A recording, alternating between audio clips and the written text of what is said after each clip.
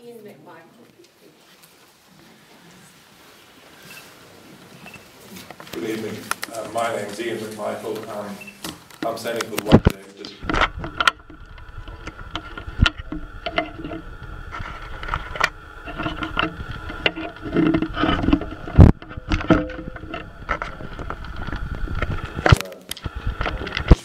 I deal with the people with addictions, I deal with people with mental health patients, I deal with the elderly. I just thought I'd just tell you one story about a lady I had just a couple of weeks ago, came from Waikato Hospital, and she came on with a script. She was blind, she was a blind Maori lady, and she came on with a script, lovely woman, gave me the prescription. It was for 3 painkillers, and she thought that had been sorted out from the hospital, that she'd be able to get that medication for free. When I came out and I gave her the medication, I was bagging it up and I said that it was $9. It was, without any drama, she started to cry. There were tears coming down her face because she couldn't afford the $9 for a prescription. Now for me, that is dumb. That is just dumb healthcare.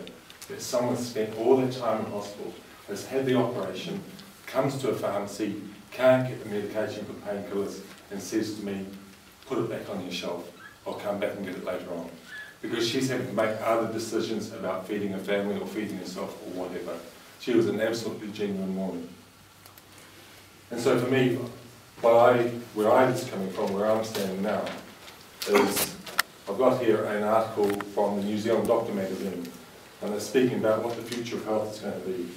And it says, New Zealanders don't develop a long-term healthcare rationing strategy, what they call ethical rationing. So this is what they're speaking about for the future of health. A lot of people probably argue that we're already in a rationing situation.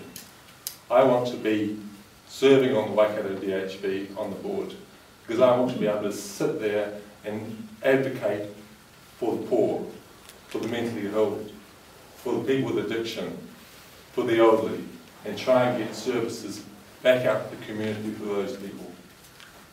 The other thing is I wanted to speak about is for my mother and my father. I was able to advocate for them. I was able to go and get really good health services for them. And also I'm doing it at the moment with my uncle, who's 92 years of age in the rest home. I can go and advocate on their behalf. They couldn't advocate on their own behalf. There's lots of people out there who don't have the ability, who aren't white male men, who can go and advocate on their relatives' behalf. I want to be sitting at that table advocating on other people's behalf who actually need these services. The other people I want to advocate for are the caregivers. There's these amazing people out there in the community called caregivers who work for the elderly, who work for the mentally ill, who work in Maori communities, and they're on $13, $14 an hour. And I actually want to, as a white middle-class businessman, be able to be sitting at that table and actually advocate on their behalf, because they need to be better paid.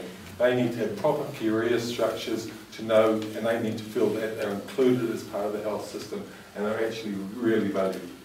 So those are the areas that I want to be. I want to be serving on the Waikato District Health Board to advocate for patients who have real needs and to advocate for the lowly paid.